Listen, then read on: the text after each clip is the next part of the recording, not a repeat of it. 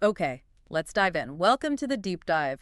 This is where we take source material, could be anything really, an article, notes like today, and we try to pull out the key insights for you. Exactly. And today, we've got something quite special in narrative transcript. We're basically stepping into the world of an insurance office manager, Mr. Sampson. He seems to have this real knack for reading people. Oh, absolutely. 30 years he's spent, watching folks through his office glass, developed a sort of sixth sense, and his whole world gets turned upside down when this visitor walks in.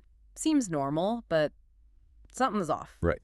So our mission here with this deep dive is really to unpack all the layers. You've got deception, hidden motives, and some genuinely surprising reveals, all right there in the text. We're just following the clues laid out in the story. And the mystery that hooks you straight away, it starts with this apparently respectable man, right? He's asking about a life insurance policy.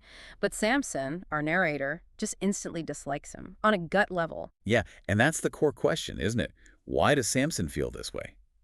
Everyone else seems charmed, but he's got this deep unease. It's that clash between appearance and intuition that really gets the ball rolling. Sampson mentions he's been the chief manager for, what, 3 decades? Yeah, 30 years. And all that time watching people, it's taught him to trust those initial feelings, the ones he gets before they even open their mouths. It's not just random guesswork.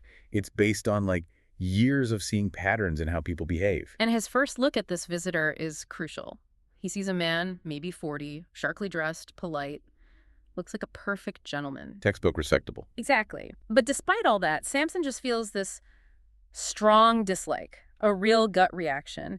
And his experience tells him those feelings are usually spot on. And the text really highlights that conflict, doesn't it? The objective facts, respectable guy versus Sampson's subjective feeling deep distrust. The man's just talking to a clerk, acting normal. But Sampson's internal alarms are just blaring. Yeah. And then the man actually sees Sampson watching him. Right. Smiles through the glass, grabs some papers, and leaves. Sampson immediately calls the clerk over, wants to know who that was. And the clerk says, "Oh, that was Mr. Julius Slinkton from the Middle Temple. He needed an insurance form." And crucially, the clerk mentions Slinkton knew Sampson's name, even though Slinkton apparently said he didn't want to bother the manager. see, that's one of those little inconsistencies the narrative drops in early on. Why say you don't want to bother him if you already know who he is? It suggests Slinkton isn't quite playing straight, It definitely gets Sampson thinking, and us too. Okay, so jump forward maybe 2 weeks. Sampson's at a dinner party. And guess who's there? Mr. Julius Slinkton, of course. And Slinkton sees Sampson, asks the host to introduce them, even though he'd already been to the office. And his explanation is, well, it's a bit weird. He tells Sampson he did go to the office, followed the host's advice, but didn't talk to Sampson directly because he didn't want to disturb him. Which, again, kind of clashes with what the clerk said, right? The clerk seemed pretty sure Slinkton knew who Sampson was. It just adds another layer to that initial weird feeling. Exactly. More inconsistency. It feeds Sampson's suspicion. Sampson politely asks, did you come about a life insurance policy? Slinkton says, oh no, it's for a friend, just getting information. And then he throws in this line almost casually. People often change their minds, don't you think, Mr. Sampson? Which, on its own might seem innocent. But talking about life insurance for a friend, It suddenly feels loaded. Is he talking about people in general, Right. or this specific friend, or the policy? And then the conversation takes another strange turn. Slinkton brings up someone Sampson knew, a Mr. Melton, says it was a great loss to the profession. Why Melton, though? Sampson knew him well, apparently the most brilliant guy in insurance. Slinkton claims he only knew Melton by reputation, calls his story sad, giving up his business, retiring from the world. But Sampson immediately senses Slinkton's sadness isn't real. He corrects him, tells him the truth. The woman Melton loved actually died. And Slinkton acts all surprised and deeply saddened by this news, too. But Sampson, with his experienced eye, still sees right through it. The text keeps emphasizing that feeling of insincerity. Then Slinkton pivots again, says he understands why Sampson's surprised it affects him, because he also suffered a terrible loss. Right, he mentions his nieces. One died recently, very young, 23, and the other isn't well. And this is where it gets interesting. The story shows how even Sampson's sharp intuition can be, well, momentarily fooled by a good performance. For a second, Sampson actually feels bad about disliking him. He feels ashamed, yeah. Thinks maybe Slinkton really is this sensitive, suffering man, and the host backs it up, Confirms Slinkton took his nieces to Italy for their health, and one sadly died there. It really shows the power of a convincing story, doesn't it? Slinkton uses this verifiable tragedy to kind of push back against Sampson's gut feeling. It makes you, the reader, also wonder, can you always trust that instinct? But the doubt doesn't stick for long. 2 days later, Slinkton's back in Sampson's office, all cheerful now. Wants to know if his friend sent the insurance forms back yet. Says the friend's family is worried, wants him to get a good policy. And Sampson, that suspicion now bubbling up again, especially after the quick mood change. He asks point blank, "What's the friend's name?" Beckwith, Slinkton says. Sampson checks with the clerk. Yep, forms received from a Mr. Beckwith. Policy for £2,000. And Beckwith has asked Slinkton to write him a reference. Bingo. That connects Slinkton directly to this policy. He's in a position to influence it, maybe even benefit. Slinkton pretends to be surprised. Beckwith asked him for a reference. But agrees readily enough to write it. Now, here's where the narrative drops a bombshell, almost like an afterthought, but it changes everything. Yeah, the text mentions that very early that same morning, someone else had visited Sampson at his house, a private meeting nobody knew about. This early morning visitor, it's the key, isn't it? The story puts this meeting before Slinkton's cheerful office visit. It implies Sampson already knows something, that a countermove is already happening. Absolutely. Everything Sampson does from this point on is colored by that secret meeting, even though we don't know the details yet. It totally shifts the dynamic from just suspicion to, well, active investigation. The stakes just shot way up. Okay, so about 6 or 7 months pass. Sampson hasn't seen Slinkton. Then it's September. Sampson's in Scarborough for a break. And who does he see walking on the beach? Slinkton, with a young lady, introduced as his niece, Miss Nina. And Sampson, ever the observer, immediately notes she looks really unwell, which fits Slinkton's story about her health, but it also just adds to this sense of dread somehow. And as they're walking, Slinkton points to some tracks in the sand, makes this really creepy joke, calls them your shadow, talking to Nina. Your shadow has been here again, chillin'. Sampson asks what shadow. Nina explains it's this old guy in a hand carriage she sees around a lot. So now we have this shadow figure, another mystery layer, just some random old man. Or is there more to it? The way Slinkton mentions it feels unsettling, like someone else is watching them. And just then, the hand carriage shows up, with this frail old man inside. And the old man waves and calls Sampson by name. Ah, so Sampson knows him. That links the shadow into Sampson's network. Sampson goes over to talk to him, leaves Slinkton and Nina for a moment. Only gone 5 minutes, the text says. Just 5 minutes, but what could have been said in that time? Exactly. It's a perfect opportunity off stage for information to be exchanged. Instructions, maybe? When Sampson gets back, Slinkton says his niece is curious about her shadow. Sampson tells him it's a Major Banks. Very rich, but quite ill. And apparently Major Banks told Sampson how much he enjoys seeing Slinkton and Nina, how fond they seem of each other. Slinkton confirms yes, they're very close, especially since Margaret the other niece died. Miss Nina looks upset at the mention of her sister, sits down, looking pale. Slinkton walks off a bit, also looking upset. Seems to reinforce that image again, right? Grieving uncle, sick niece. Maybe Sampson's suspicions are softening again? But then Miss Nina starts talking to Sampson. Says her uncle is a good, kind man. But then she adds, she knows she's going to die soon. And she's worried about him. This is it. The facade starts to crack. It sounds innocent, maybe. But given her health, Slinkton, the insurance, it sounds ominous. Is she just sick or something else going on? And right then, Sampson sees the hand carriage coming back. Also. Suddenly it clicks for him. Everything connects, likely because of that secret early morning meeting months ago. His whole tone changes. He interrupts her urgently. Miss Nina, he says, you are in great danger. You must come with me. Talk to that man in the carriage. Your life depends on it. Boom. That's the payoff from the early morning visitor clue. Sampson isn't just guessing anymore. He knows. He's acting fast to save her. The story just shifted gears dramatically. Nina's shocked, obviously, but Sampson gets her to the carriage. He's with them for, less than 2 minutes. Imagine the information packed into that short time. And within 5 minutes, Sampson sees her walking away up the beach with a gray-haired man who has a slight limp. And Sampson knows she's safe with him. That gray-haired man with the limp, he's important. He's connected to Major Banks, the shadow, and clearly part of whatever plan was set in motion by that early morning visit. Nina is now safe, protected by the people investigating her uncle. Sampson goes back to the rock where he left Slinkton. Slinkton comes back, surprised Nina's gone. Starts talking about how ill she is, looking sad again. Sampson just replies politely, keeps his cool. But the text tells us he's got a weapon in his pocket now. The whole game has changed. Sampson isn't just watching anymore. He's actively involved in bringing Slinkton down. The weapon shows just how real the danger is. And as they walk off the beach, Slinkton asks again, circling back to that weird obsession. Mr. Sampson, may I ask, what's the news of that poor man Melton? Is he dead yet? It's unbelievable. Even now he's asking about Melton. It just hammers home how important Melton is to whatever Slinkton's scheme is. There's got to be a deeper connection. Sampson, knowing everything now, just answers calmly, totally controlled. No, he's not dead yet, but he won't live long, I'm afraid. Slinkton sighs about the world being sad. The irony is just, wow. Slinkton has absolutely no idea Sampson knows the truth, let alone the whole truth about Melton. It's brilliant tension, isn't it?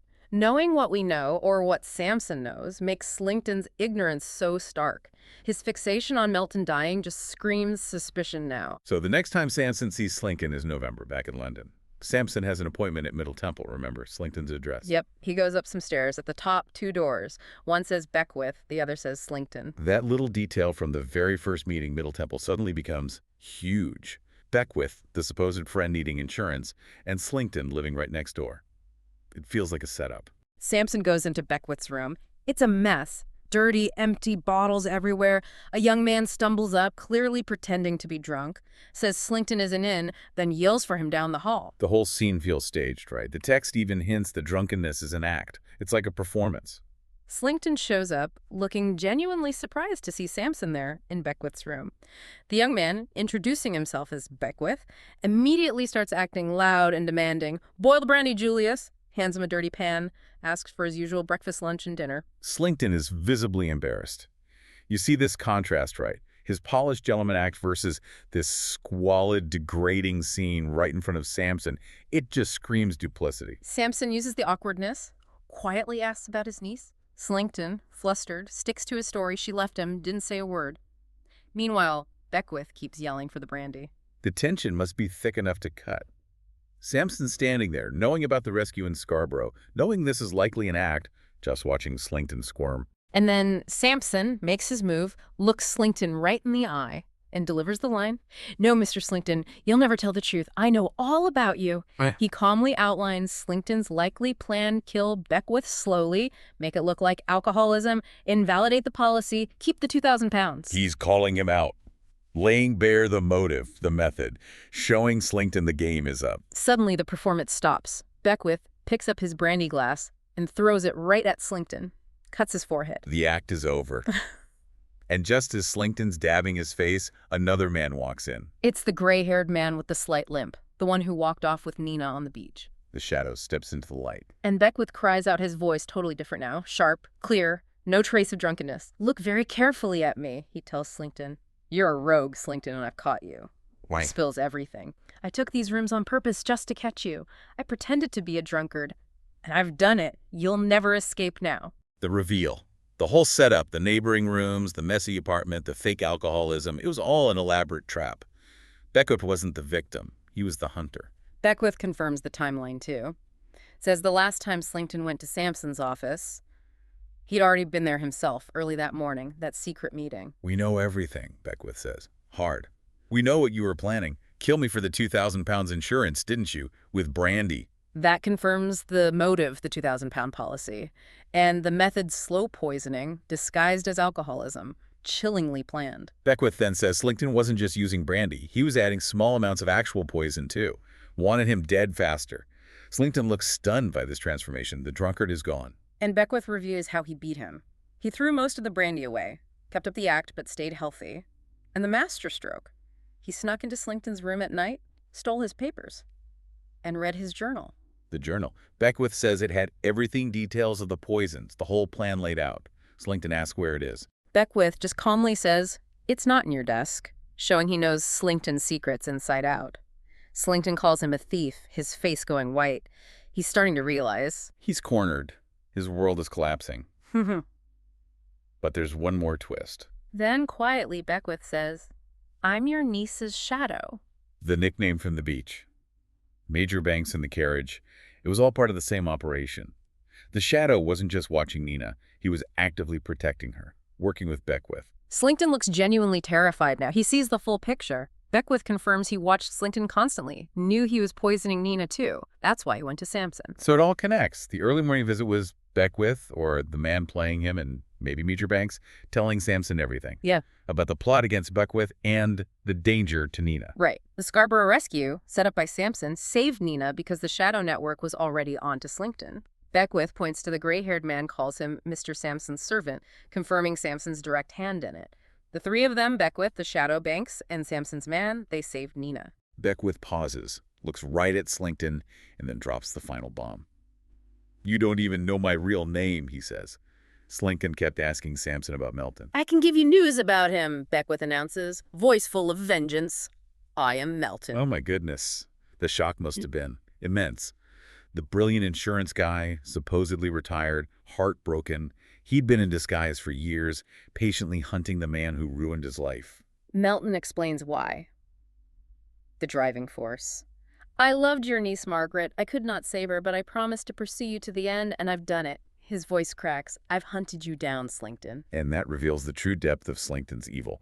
It wasn't just attempted murder for £2,000. He'd already killed Margaret, Melton's fiancée, presumably for insurance money too, given the pattern.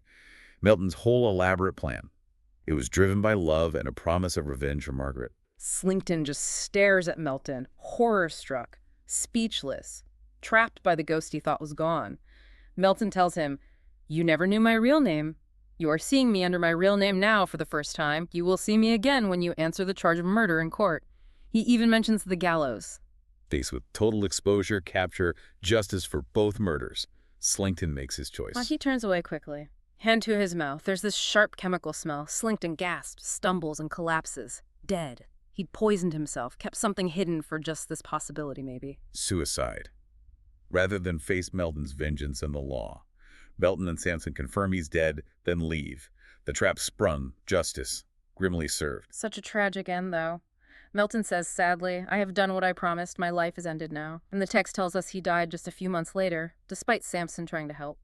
Yeah, a really poignant end for Melton, after years focused solely on revenge, maybe. Maybe there was nothing left for him once it was done. Such incredible cunning and patience, all for that one goal. Wow. Okay. So, stepping back from that incredible narrative, what a journey the text takes us on. Starts with just a gut feeling, right? Sampson's intuition.